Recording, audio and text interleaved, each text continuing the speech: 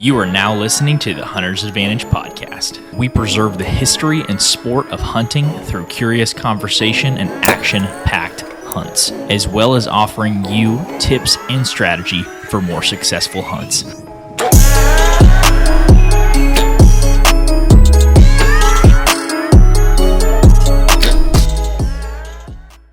Hey everybody, welcome back to the Hunter's Advantage podcast. This is episode number 158. Yeah, we can count. 158. This is Hunt Talk episode number 18. If you guys haven't been around for the Hunt Talk series, it's where we just break down recent hunts and do like you guys talk to your buddies on the phone or in person after a successful or non-successful hunt. That's what we do, but we do it in podcast form. So I'm If Christian you haven't Babcock. heard one of these in a minute, it's probably because there ain't much to hunt right now.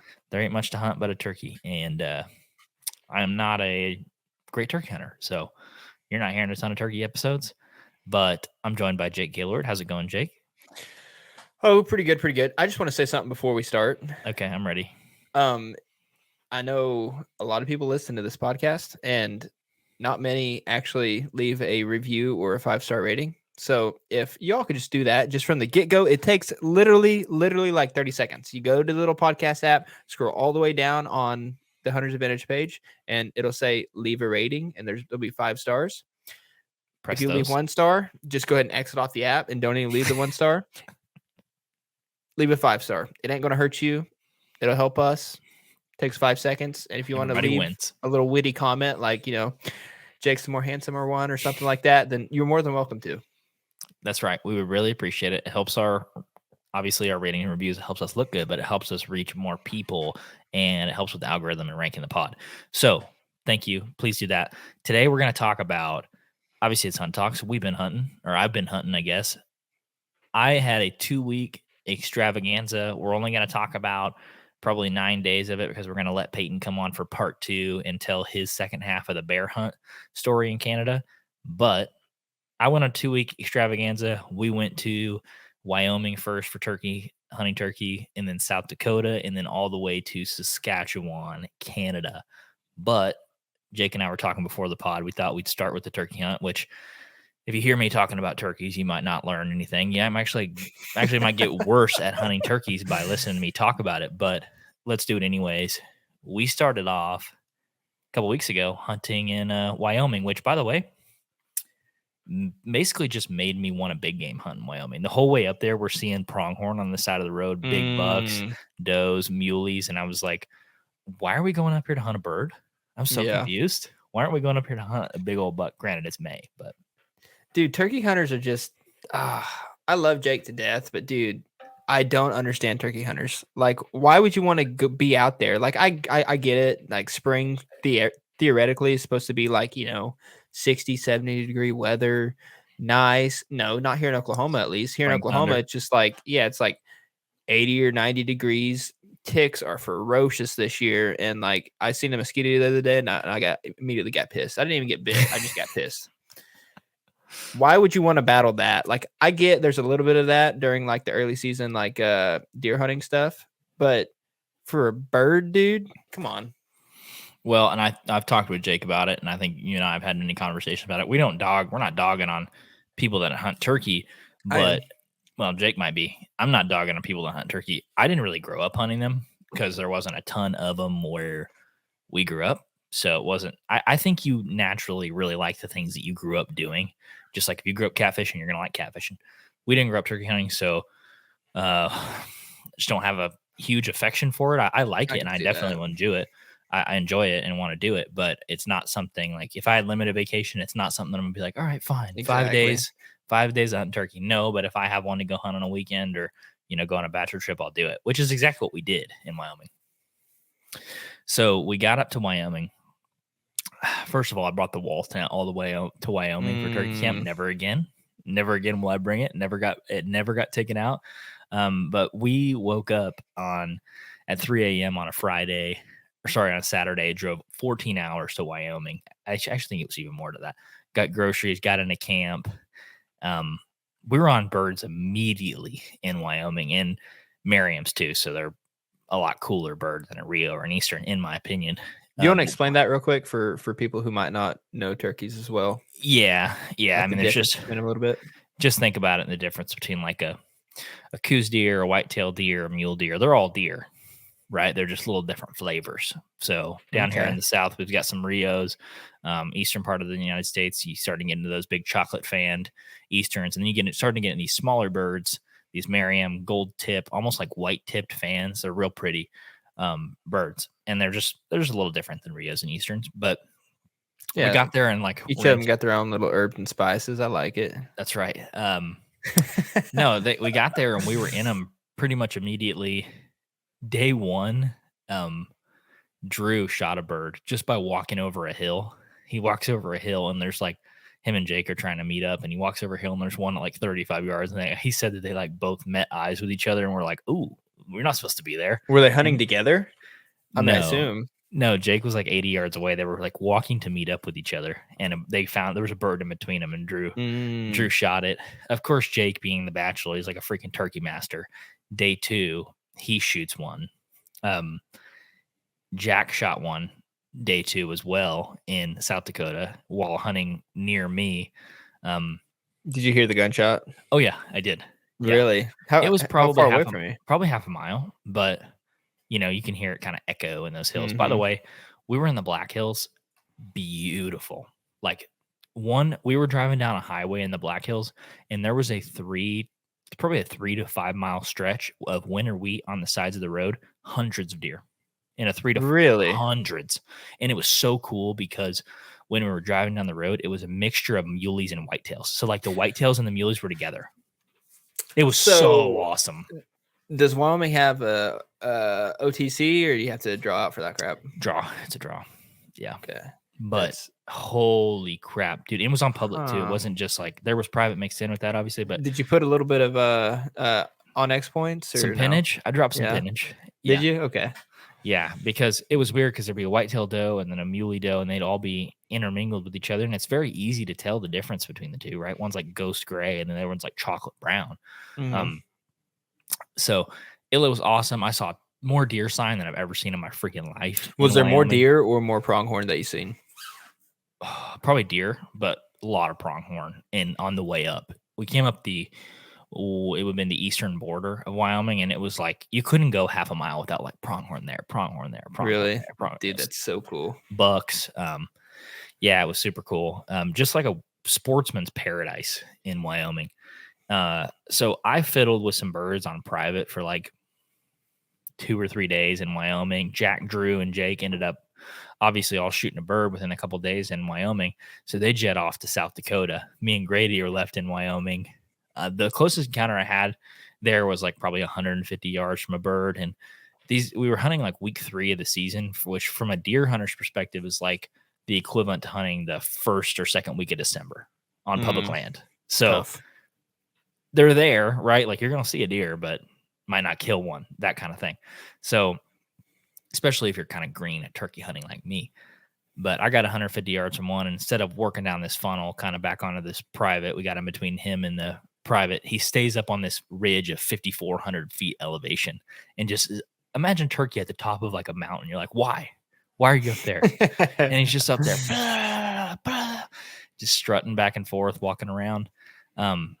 Dude, it was like backcountry turkey hunting. And in my mind, those two things don't mix. I don't want a backcountry turkey. I like turkey hunt.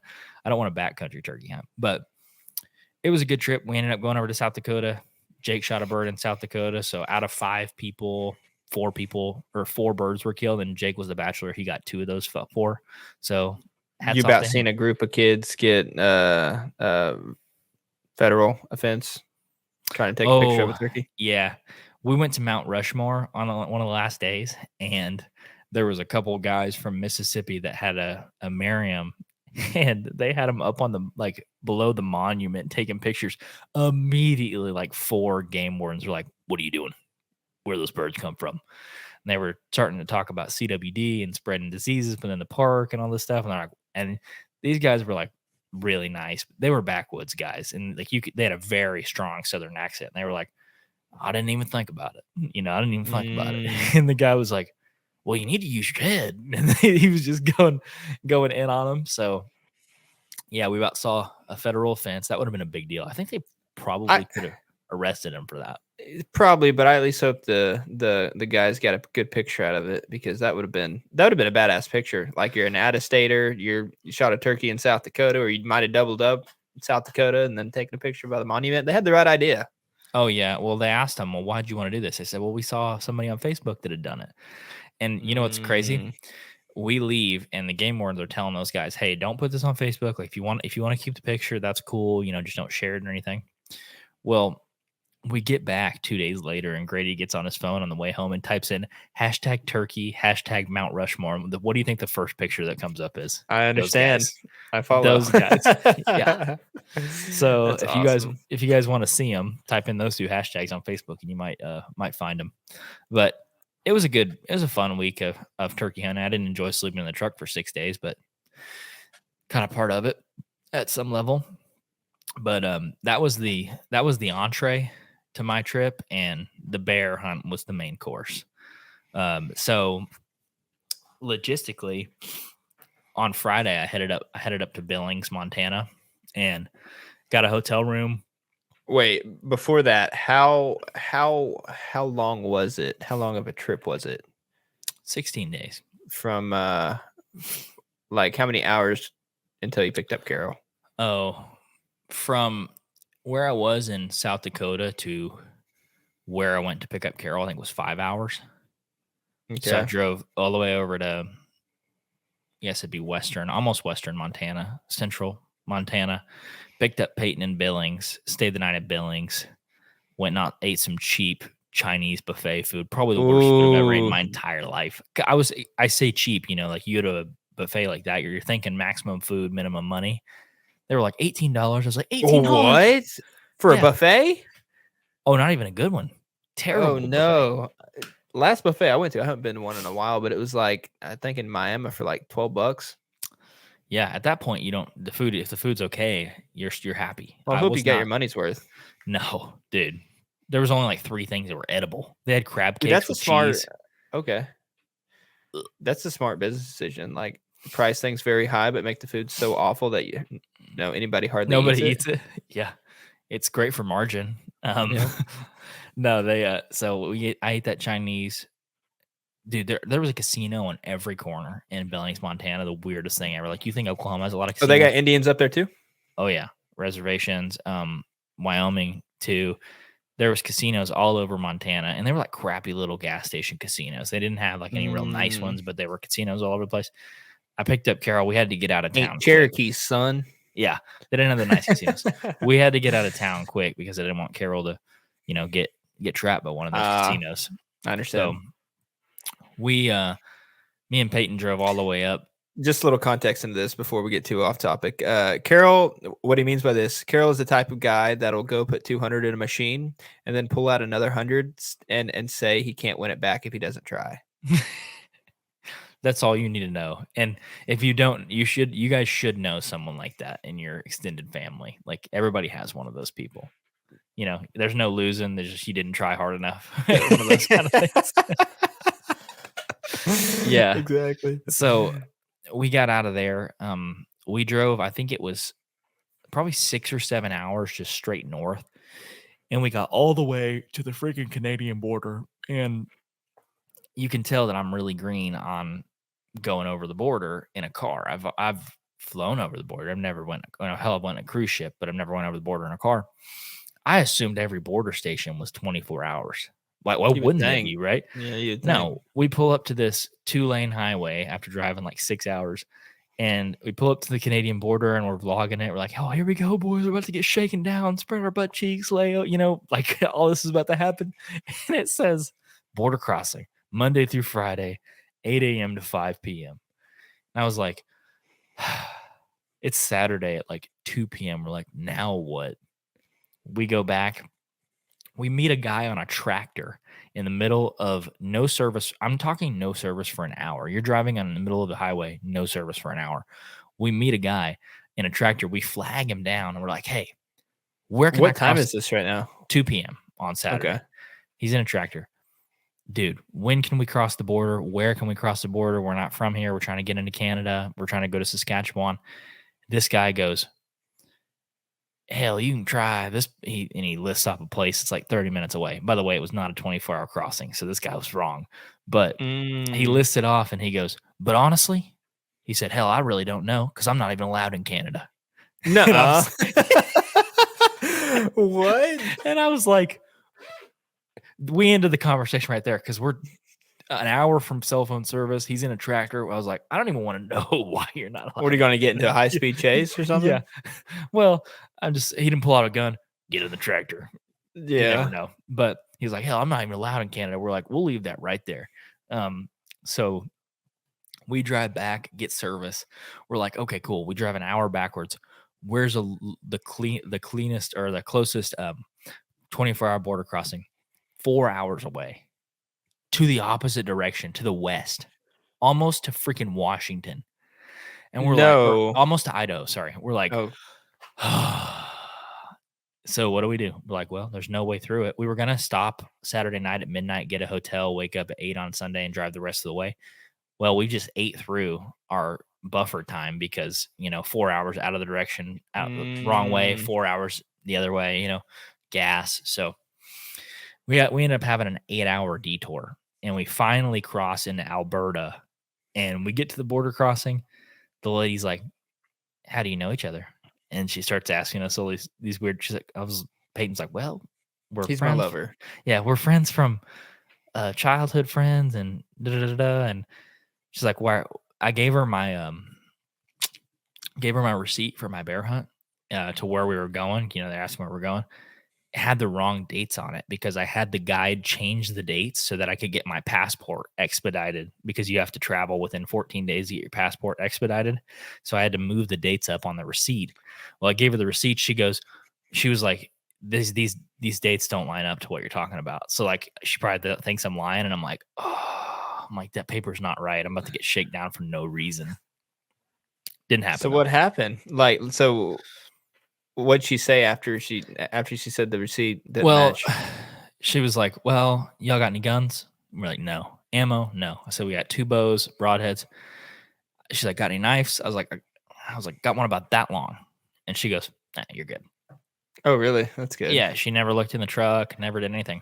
So did she have an accent, like a Canadian accent or anything? Really? Okay. You know what's funny? Even the people in northern Montana kind of sound Canadian.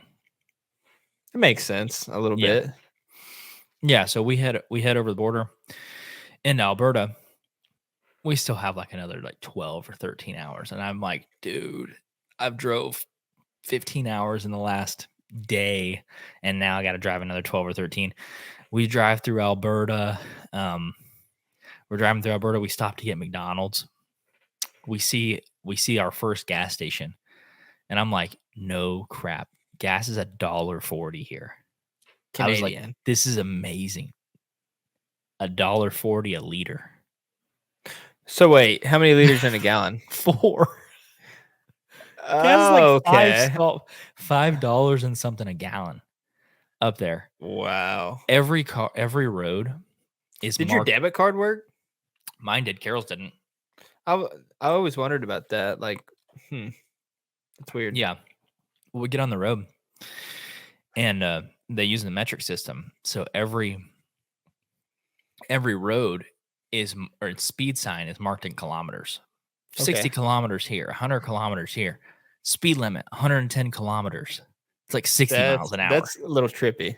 Yeah, but you just got to press the button on the steering wheel and it switches, right? Yeah. So people would when we got in the guy's truck later on, his truck had 260,000 kilometers on it. And I was like, hey, it's low miles. Thing's low miles. No, we got McDonald's up there, and it was the Canadian. They take American dollars, but the Canadian dollar is like 75 cents to every American dollar. So things are cheaper or more expensive. If it's 75 cents Canadian to every American, then I think it'd be cheaper. Yeah, it's cheaper. So the food is cheaper. Even though it'd be like 15 Canadian dollars, like it'd be like a 25% discount. And it would come across through your bank account. Like if you paid 15 Canadian, it would only say 12 in your American bank account. They did the conversion while you paid. Oh, okay. Okay, yeah. That's wicked. Wow, that's crazy. Yeah. above my pay So grade. was the McDonald's better up there? No. So much worse. Really? Oh, dude. Carol took one bite of his McChicken and was like, "This is inedible." Nuh-uh. Terrible. Oh yeah. Mm-hmm. So I we just don't like drove. McDonald's plain, dude. I Yeah, hope they go out of business. wouldn't mind. We drove all the way through the night, and I'm trying to think how much you did, dude. We were driving through. First of all, hats off to Alberta and Saskatchewan for their country roads. They're nicer than highways. Like half the Oh, roads that really? we took, yeah, dude. They're like 3 or 4 of our country roads put together in one road. And imagine the smoothest gravel you've ever driven on. Hmm. Like you could drive 60 miles an hour on the gravel. Well, that's what it was up there. And so like half the time we're driving through Alberta and Saskatchewan, we're driving on gravel. This is kind of sketchy, but Yeah. it's all farmland, like right over the border. So it's beautiful. There's ducks in the ditches. There's geese like in the ditch. There's ducks flying 2 foot off the ground. Like there's deer everywhere. At one point, we saw a white-tailed doe, and I go, "Dude, stop the car! It's a freaking moose!" And Nuh-uh. yeah, and we drove up on it, and I was like, "That's the biggest doe I've ever seen in my entire freaking Really? life." Probably a 160, 170-pound doe. I was like, "That's huge." So it's true. Everything more north, the more north you go from like the what's it called? The hemisphere or whatever. Mhm. Way bigger. Everything gets bigger. Huh. Yeah, the guide told us they shot a whitetail that was 375 pounds. Really? And you think about that, you're like, 375 "Oh, pounds. okay, 375 Dude, pounds." that's my uncle, son. It's my uncle That's too. a big deer. Yeah, he's all there. No, we drove through the night. We got up to the outfit. We lost cell service. Well, we saw our first black bear about 2.5 hours from the outfitter, and I was like, "Okay, this is awesome." On the side of the highway, like, people feed them peanuts and crap off the side of the highway, so they're just super, like, nice, and Mhm. so we stopped and got, like, I don't know, 10 feet from a black bear off the highway. We lost cell service 2 hours before we got to the outfitter, and so I'm using, like, Onyx and my Apple Map to try to get to the outfitter, and they sent us a list of directions. They're like, "Listen, you're gonna lose cell service right here, and then from there, these are the roads to take, and these are everything was in kilometers. These are 20 kilometers north." And Oh, that would suck. yeah, so we finally found the outfit, got up there, I think at like 2 p.m. the next day. So we had been on the road over 24 hours, just straight, just busting it, driving, getting gas, getting something to eat, driving, getting gas, getting something to eat. We got up to the outfit. We met Val and V. They cooked us, or they cooked us lunch. And dude, I took like a 4 or 5 hour nap day one. Really? Oh yeah, we got there on Sunday. Woke up the next day. Oh, by the way, they have an incredible lodge, just 160-inch whitetail. They had one Yeah, you sent me a non-typical, picture of it. It's like a little 2-story thing, and it's every man's incredible dream game room. Yeah, like 30-foot ceilings. There was a 400 something pound black bear full body mount, a rug on the wall, 190 something inch Alberta or Saskatchewan non-typical, but Oh, whitetail on really? there. Yeah, elk. There were several bear mounts, probably 6 or 7 bucks over 150. Did you guys ever see a moose like on the hoof while you're driving? No, we didn't. Dang, There were that's signs something I'd all over want the to see. place. Like you see Really? deer signs in the States, there was moose signs all over the place. Dude, imagine if you hit a moose going 60 or something. That you talk about a damage, it's like hitting a cow. 100%. You might like be able to Ray Lewis and hit their tall, skinny legs and like flip them over the car. That'd be best case scenario. Yeah. But we got up to the outfit, and I'm trying to think what we did first. We ate, took a nap, slept. We talked with the outfitter. You know, we were like, "Hey," I remember talking with him because I was like, "I bet these bear are gonna be 400, 500 pounds." We're like, "Well, what's a big black bear?" And he said, in the fall they're like 25% bigger. So a Mm, 300-pound bear will weigh like close makes to sense. 400 in the fall, obviously, because they've been eating all summer and you Yeah, know they're at their prime to where they're about to go into hibernation, right? 100%. And in the spring they're coming out of it, so they haven't Mhm. ate in months, and so they're 25% smaller. So he said that the biggest ones they'd seen killed were like over 400, 450, something like that. That's usually fall. But we were like, well, what's a good bear to kill here? Like right now. And he said, anything over 200 is a good bear. And you think like, oh, 200, that's not a big bear. The bear's like 80% hide, right? Mm. Like you skin them down, they're not as big a body as you. Even the big ones aren't as big a body as you would think. But we talked with him. We were up on Dory Lake, and apparently Dory Lake is a really like big trophy lake for pike. That's what Val told us. So morning number one, it's kind of awesome because you don't hunt in the mornings because it gets light at 4 a.m. It gets dark at 10 p.m. at night. If you were to hunt all day, you'd be hunting like 16 hours. So F that, right? Yeah. So, and it probably didn't hurt your feelings sleeping in a little bit, huh? No, we woke up at like 8, ate breakfast. We went out morning number one and piked. Me and Peyton pike fish. You like go out and throw spoons and fish for pike. We caught 4 the first day. And how's that? What would you compare a pike to? The Hunter's Advantage podcast is powered by Out on a Limb Manufacturing. Out on a Limb is a family-owned company based right here in Oklahoma that makes tree stands, saddle platforms, climbing sticks, and so much more. Christian, I have a quick question. What's that? What bites down harder, a hippo or an alligator? No idea. It's a trick question. The Ridge Runner 2.0 bites harder than both of them. But all jokes aside, we use these products all across the land on public or private. These help us get into any tree we want and hunt where the deer actually are. Most men go to the grocery store for their meat, but these products help you go to God's grocery store. I have used the Out on a Limb Ridge Runner 2.0 and the Shakar sticks for the last few years hunting public land bucks, and I've actually shot several bucks out of this setup. If you want to support the podcast and get some Out on a Limb equipment, make sure to go to outonalimbmfg.com and use code HNTA10 for 10% off at checkout. Once again, if you want to support the podcast, go to outonalimbmfg.com and use code HNTA10 at checkout for 10% off. Now let's get back to the podcast. Are they like a sand bass where you catch like a little half pounder and it feels like a 3-pound, log or? Yeah, I'd put it this way. Every time you hook into one, they're strip and drag, no matter how big they are. And you're using like 20-pound braid. So is it like a gar?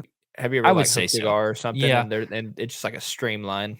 Yeah, I would say similar to a gar because you fish with like a 9 or 12-inch leader. Similar because pike have teeth. Yeah, pike have teeth. Yep, that's right. Yeah.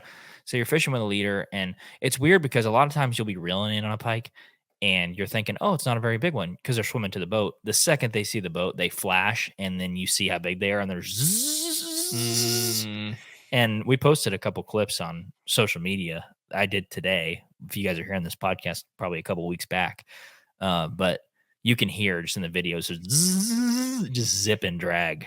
We caught 4. I mean, the biggest one the first day was probably, I don't know, 3 pounds, 4 pounds, something like that. It doesn't even matter because that's your first pike, isn't it?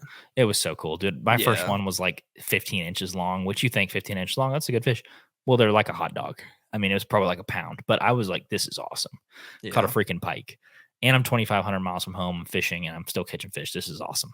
So, yeah, we caught the pike, and I'm trying to think. Yeah, we caught 4 the first day.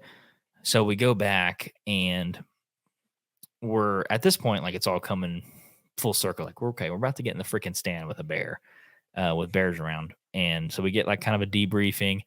The guide, we got all suited up, and it's like go time now. It's no longer a fishing trip or a camping experience, it's like an actual hunt. And so we're talking with the guide, and he gives us a beeper, which is like kind of like a Garmin InReach, in that you can send a signal like, hey, I need help, and someone can come get you. You can't send a message. It's literally 2 buttons, on, send.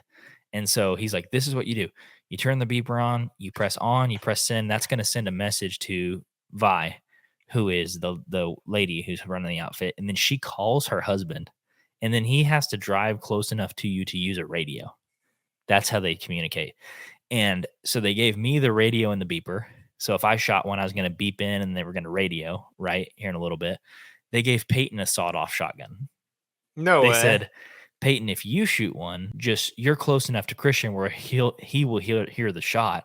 You shoot up in the air after you shoot one. Christian will beep in and radio and then be like, "Hey, No Peyton way. shot one." Yeah.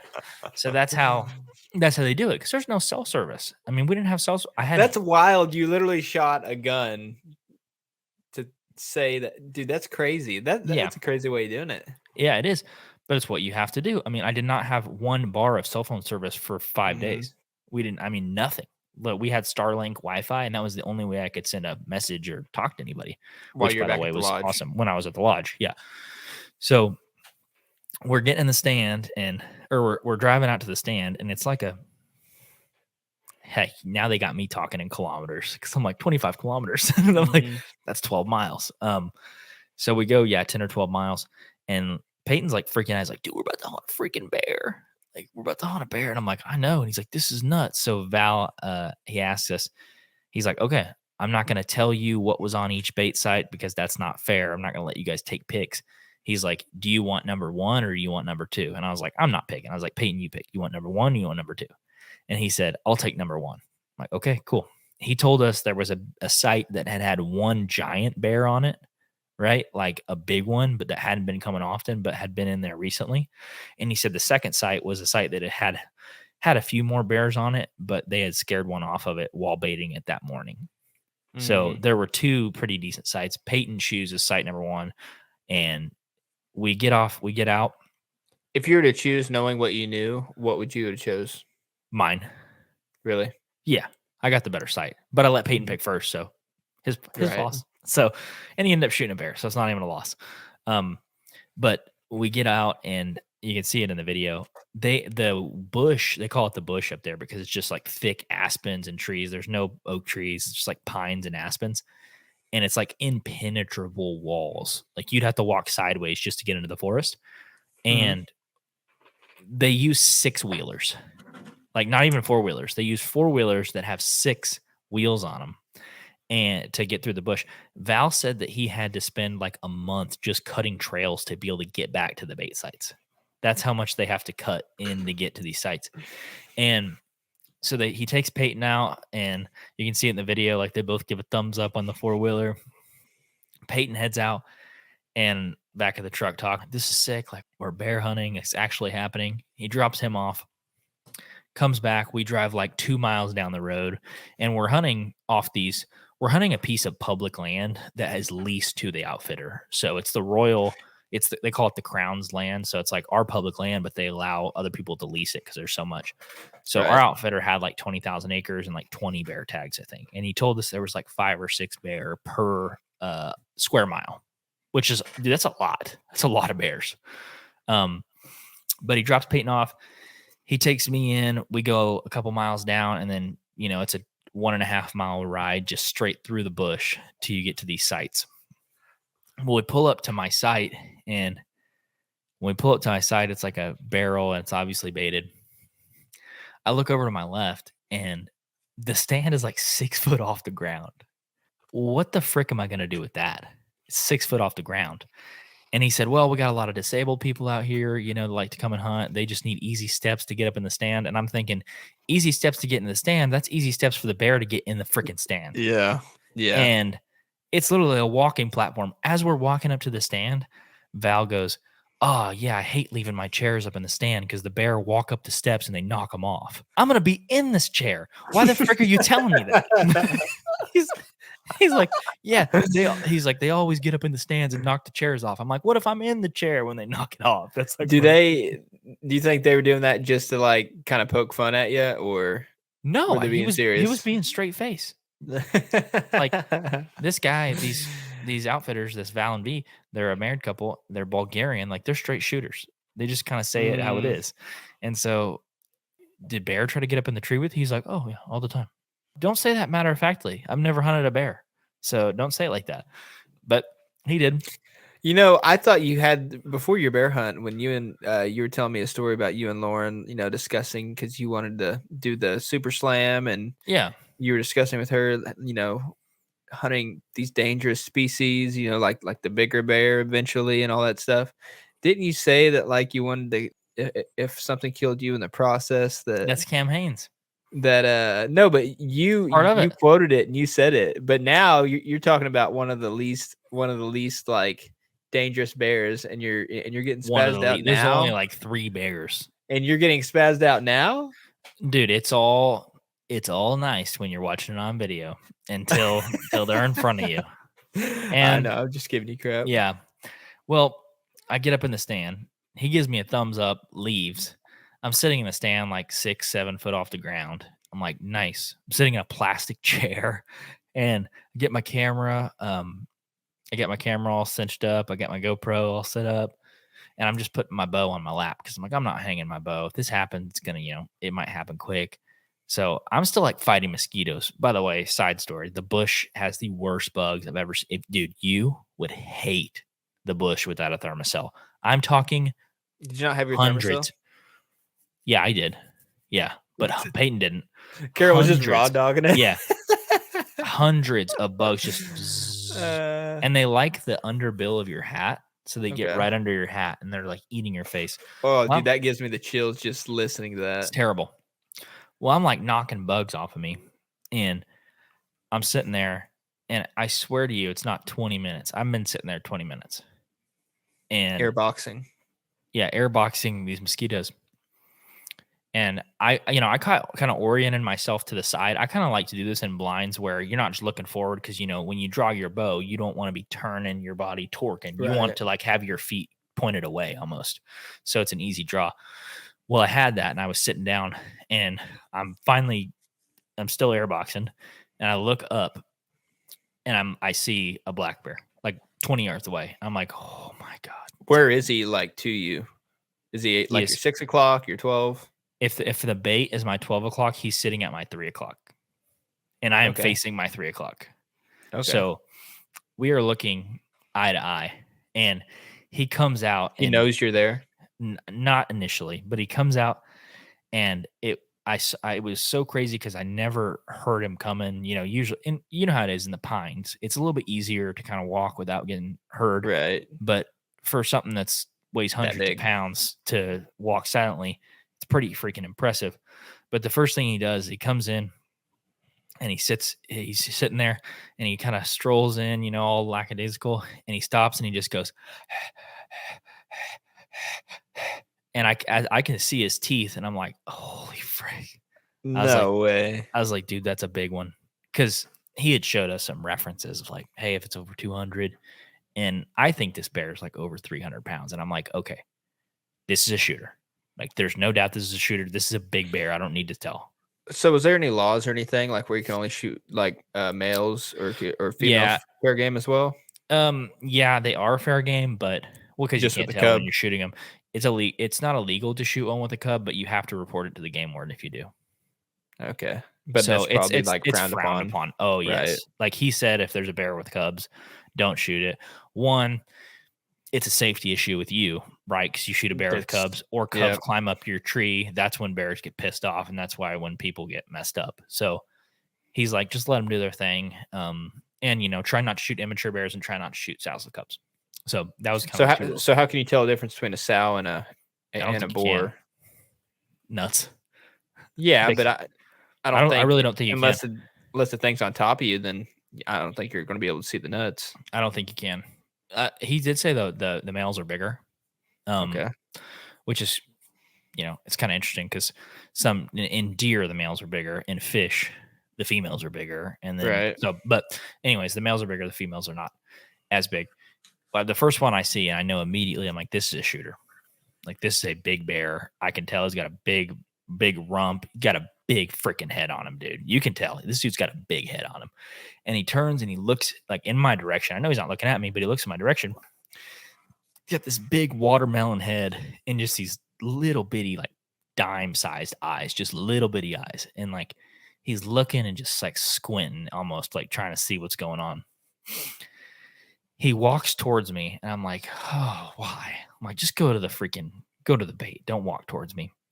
He walks towards me and I get stood up and he walks under me and I'm just kind of looking under me and looking under me. And, he kind of breaks my plane of view. And I'm like, well, I'm not going to turn around to watch him. Like, he's going to turn and go where I think he's going to go. Well, he breaks my plane of vision, and I'm still with my bow at the ready, looking towards my 12 o'clock, getting ready to shoot. I'm like, he's going to break that plane, and I'll see him again soon. And he doesn't. And for like 30 seconds, I'm like, where the frick is he? And the next thing I hear is just his hands hit the tree stand. And I was like, what the hell is that? And I hear it.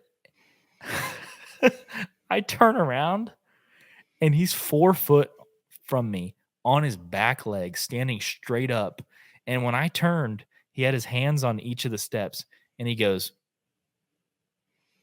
you know how a dog will do that sideways. What the hell is that?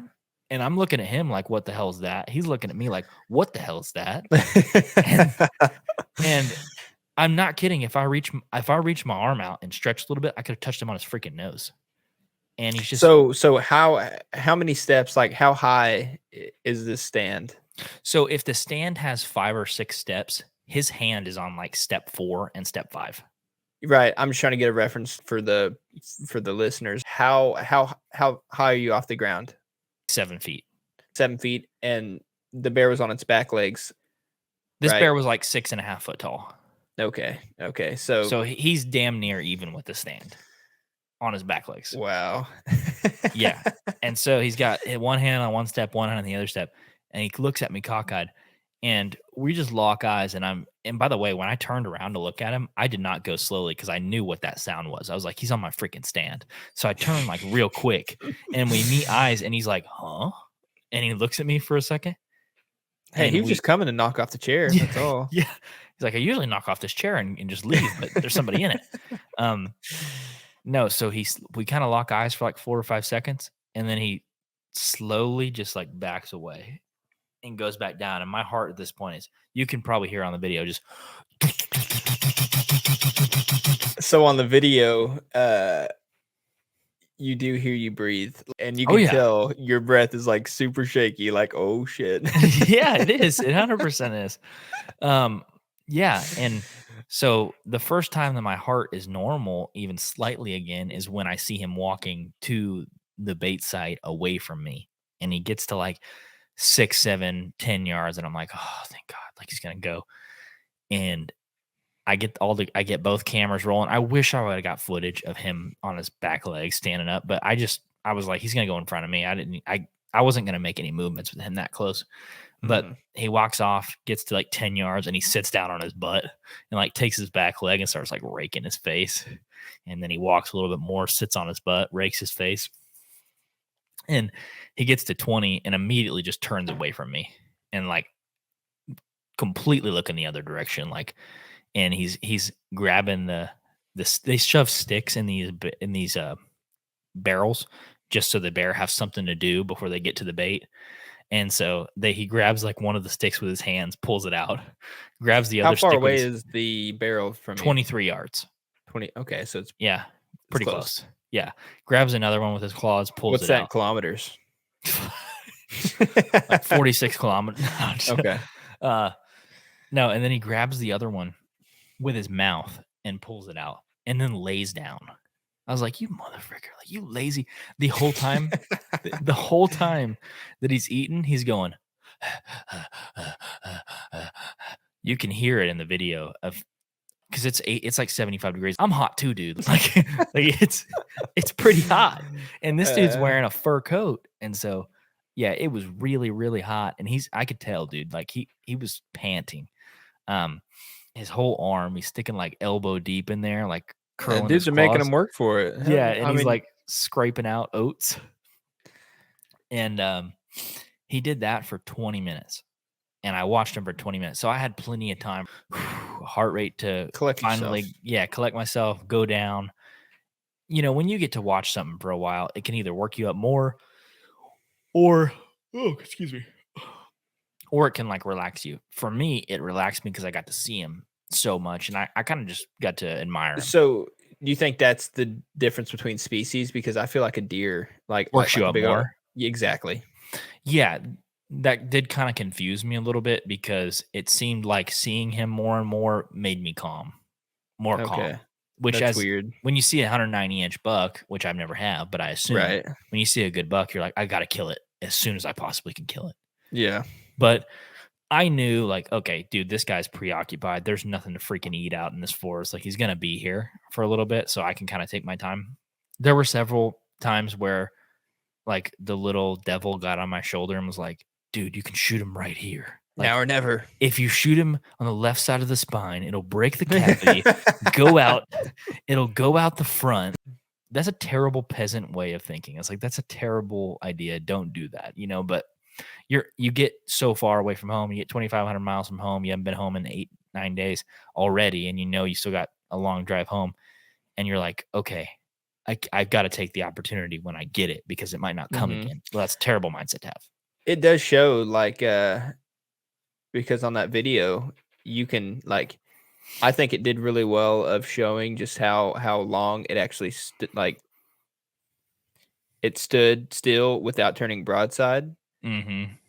And I think that's a pretty good testament to the mindset. Like, and I kind of applaud you for it because that would have been tough. That would have been tough to, like, not take one of those hard quartered away shots. Yeah. I wanted to, but I was like, okay, it's worth doing it right. Like, it's day one. I have more time here. I can, even if this doesn't work out, but I wanted it to. As soon as I saw that bear, I was like, I Right. want Oh, of this one. course. I was like, I want this Like, one. Like, all the encounters, like it being arm's length away from you. Like, that's, if I had a hunt, especially like your first bear hunt, that's the way you'd want to have it. Like, like you get 100%. that close encounter, it makes that hunt unique already. And it's just like, oh, now I absolutely want to seal the deal on this. 100%. And I watched them so long, and they kind of told us like, hey, if that bear's even with the barrel, like that's a pretty good bear. And, and you think about a 55-gallon barrel, that's, what is that, 3-4 foot off the ground? No, don't Three, get me 3.5 lying. foot. Anyways, it's a good amount. It's over waist high. And so you think about, that's just them on their back leg or sitting down. That's not them standing up. He was like above the barrel. And I was like, okay, He's a big bear. yeah, this is a good bear. I'm going to shoot this bear. And so he turns broadside. And you hear me in the video before. There was one instance, like when he was sitting there laying down, I was like, turn broadside, buddy. And like, he's like, stick. And he finally stands up, turns broadside, and I'm ready at this point. The whole time that he's sitting there, I have my bow up ready.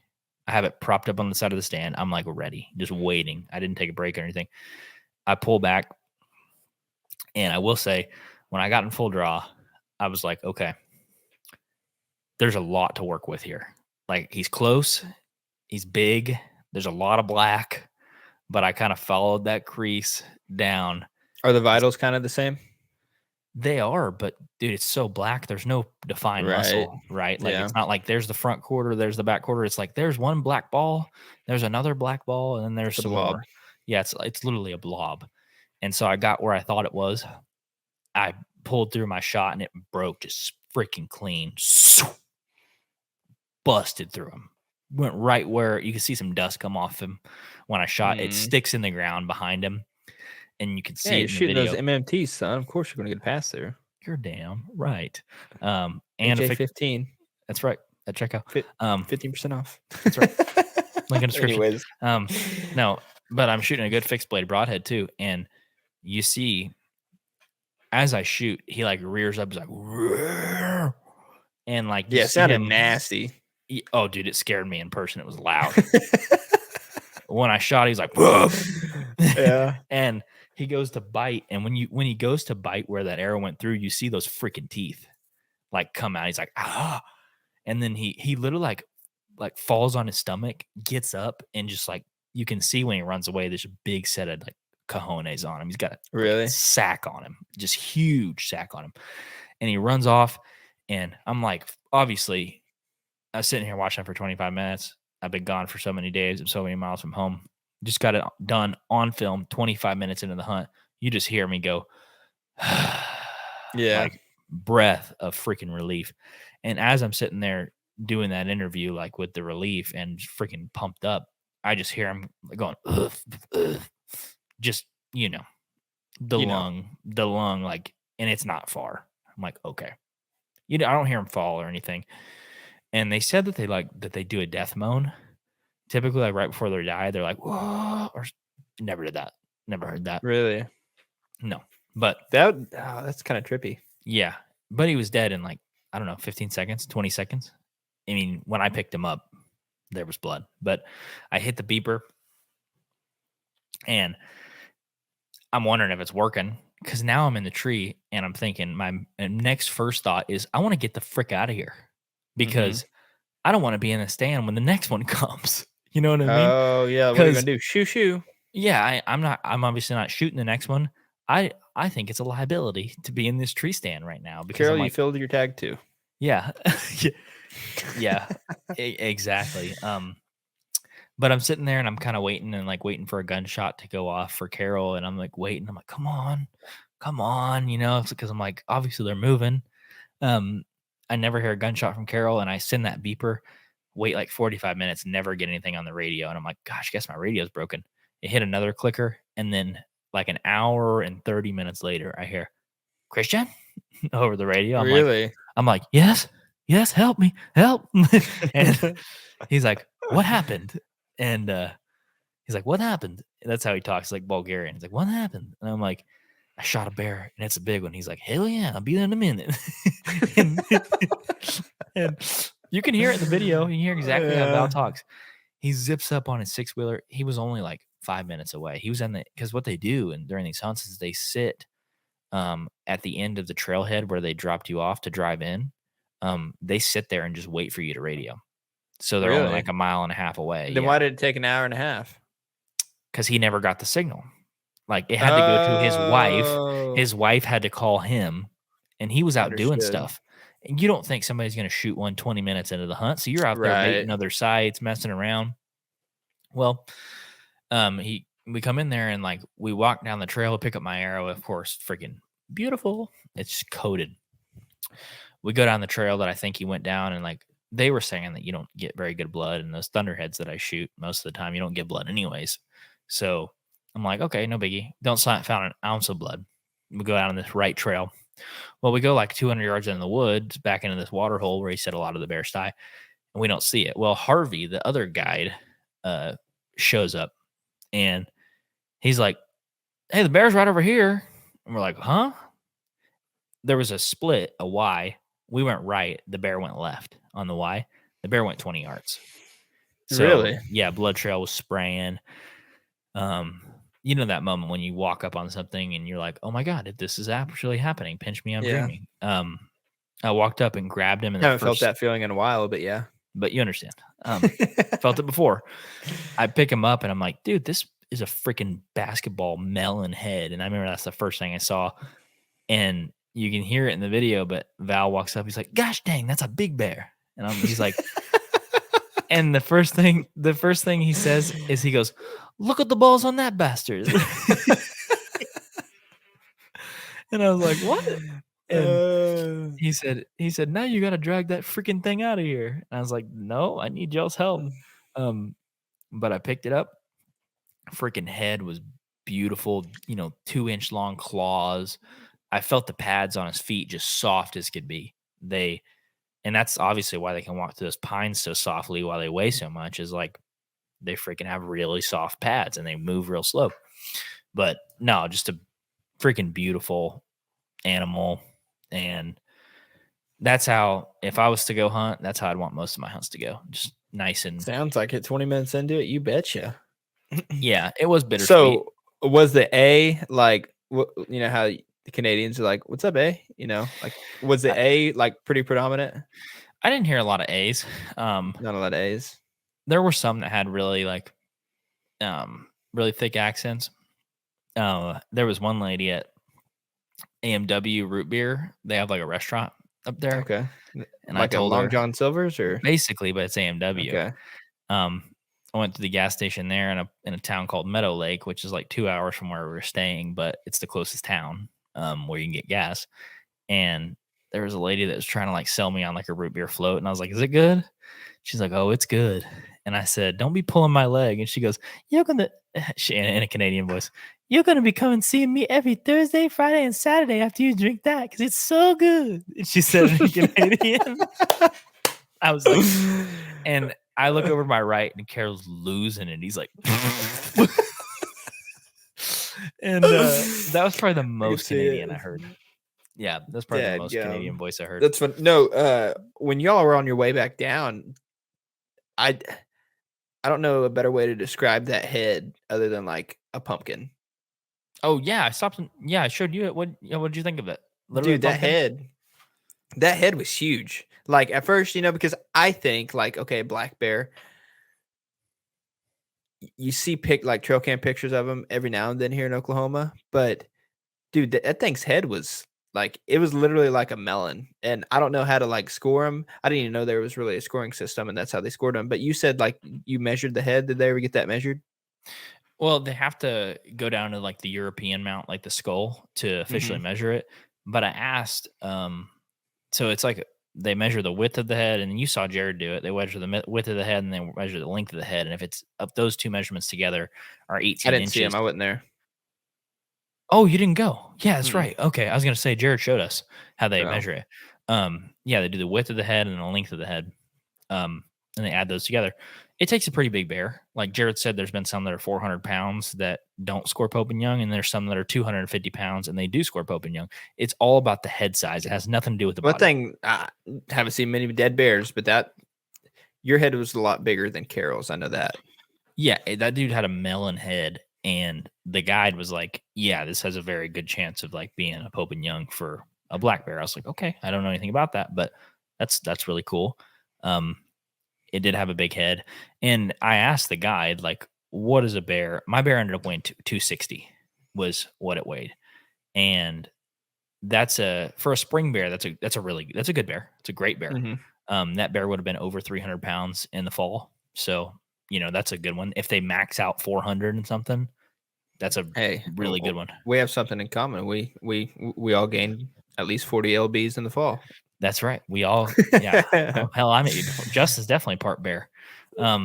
Anyways, yeah. So that one was 260, and I asked him, asked Val, because you'd have to send in the teeth for analysis to a tooth to the Canadian government for them to like do age analysis on bear. Yeah, on it, like that's mandatory. Every bear. Yeah, really. They quit doing that, but he said that if he had to guess, like I can get the tooth analysis done and like tell you exactly how old it is, but he said that he probably thought mine was about 10. Really? And, yeah. But you got to, and that's someone who's seen bear like a lot. Well, you got to keep in perspective. A bear can live like 20 years, 25 years. That's crazy. I didn't know that. Yeah. So I just like to put things in whitetail term. It's like a 4.5-year-old buck. It's mature. It's a mature buck. Okay. It's a shooter. It's not as old as they get, so it's a great one. It's a good one, especially for me. So 260. I'm trying to think what else on him. Claws on that suckers. Yeah, freaking cool. Yeah, that's just 2-inch daggers. I ended up getting a we put the hides on ice, took them back to the taxidermist pretty much immediately. I didn't realize how sorry to interrupt, but I didn't realize how like thick the fur was on them. Dude, it's so thick. It's like 3 inches, 4 inches thick. Yeah, I would have been huffing and puffing too. It's heavy. Did you pick up that bag? I tried to roll over the head, but that's the main thing I was looking at is the teeth on it and the head. A little bit smaller ears than I would have thought, though. I don't know. Yeah, there's not much ears on them. But anyway, what were you saying? Oh no, we just taxidermy. Yeah, we just took it to the taxidermist. And dude, they got free. I was gonna get a rug, but what stinks about getting a bear rug is when you get the rug, it's not even a rug you can actually use. It's a rug you have to put up on the wall. I don't have a place to put a rug on a wall like that. They're huge when you stretch them out like that, especially when you cut them up the middle. They get huge. And so I got just a tanned hide with a throw, so like it'll look like a coyote tanned hide, but it'll have the claw still on it. So that's cool. I can wear it like a Halloween costume, which is kind of sick. It's just kind of sick. But no, I really enjoyed black bear hunting. It was short lived. I feel like the only reason I got the full experience is because I got to go with Carol a couple more days. If I wouldn't have got to go with him, I think I would have had a shallow view of the experience. But we sat with him one time, and and I'll let him tell the rest of his story. But it wasn't as good a hunting from there on out until day 3 or 4 or whatever it was. But it was y'all really see cool. any? Just kind of teasing a little bit. Did y'all see any beforehand? Hunt number 1, we did not. No. Okay. Hunt 2, we did not. No. Nope. Were there any wolves or coyotes or anything y'all seen that was out of the ordinary that you wouldn't usually see in Oklahoma? Desolate, like Really? bird, a squirrel. No, we really didn't.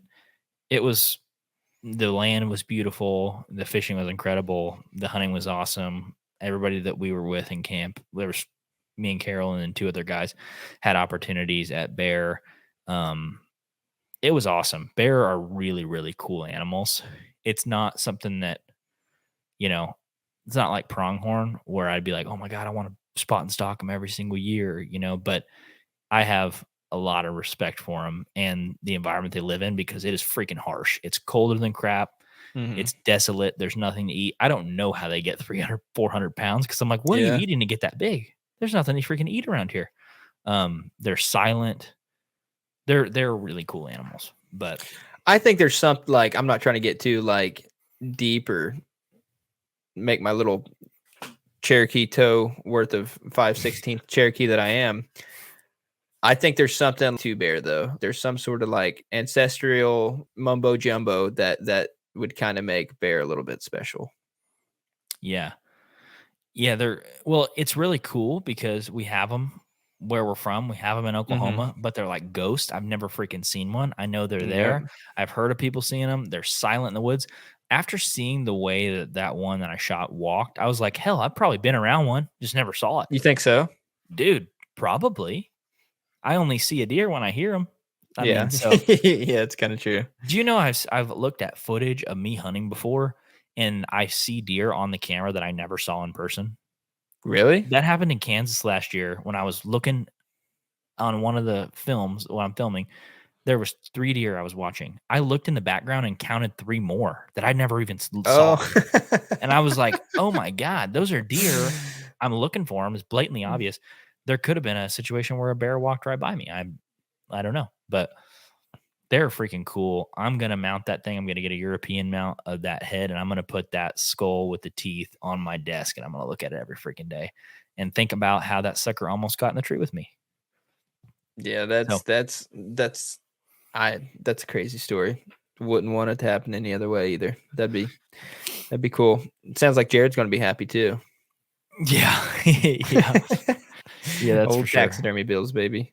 Damn, you're going to be maxed out on your taxidermy tab before hunting season even really starts. Shoot, I might have to go back next summer and be like, hey, I forgot a bunch of mounts up here.